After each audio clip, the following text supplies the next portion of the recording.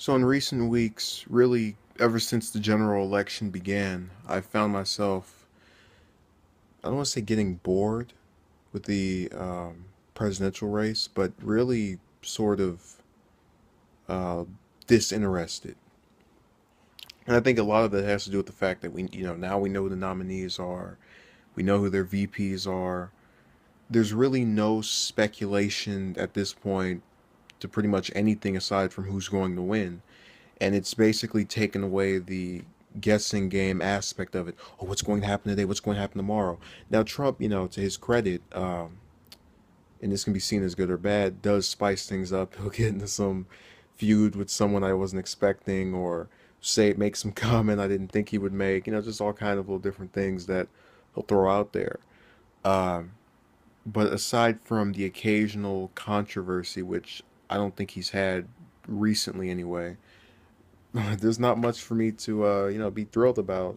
And I'm not necessarily saying that's a bad thing. It's gotten a little bit quieter and they're more focused on campaigning and not just you know trying to tear each other a new one. But there's that certain level of excitement that has evaded me for the last couple of weeks, again since that convention, and that wasn't even a month ago. And I guess it's the other part of thinking to yourself, wow, it's really only 2 months away and like a week. I'm just, because August is practically over now, and I just really sometimes look at the calendar and go, wow, a day closer, a day closer, a day closer. It just seems so unreal to me that you know time's winding down, but at the same time I just want to get it over with because it's so close. Come on, hurry up, just pass already.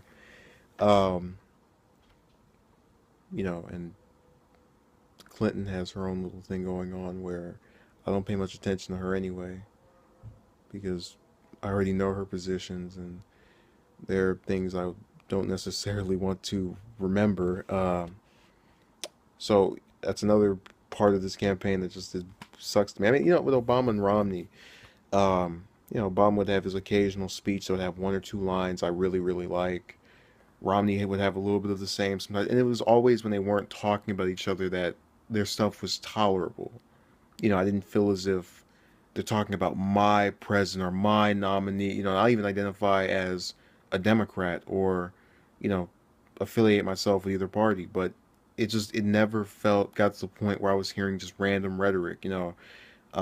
Proposals always seemed more abundant with that last election cycle as opposed to this one. And we've gotten to the point where, yeah, they're putting out the tax returns and yada yada yada, but give me some actual steps as to how you would do things. And I guess people argue, oh, well, Clinton's done this. Yeah, but the problem is her steps aren't exactly anything I'd be thrilled about. Um, so I guess it's a whole conflicted view at that point, because she's giving you what you want, but in the same, technically still not, because you don't like her positions. But again, what else do you expect from me? I've already stated multiple times, I'm not a fan of her candidacy in the slightest, and neither am I for Trump. So it's just watching two people that you're not really that big on. But it is what it is. I'm really excited for this debate next month. I can't wait to see how that goes down, seeing them on the stage to get together. But that's really the sole exception of debates and election night, and that's about it. Everything else is whatever. No, I don't. I'm not paying any attention to Kane or Pence. None of that. So yeah, thank you for watching and have a good day.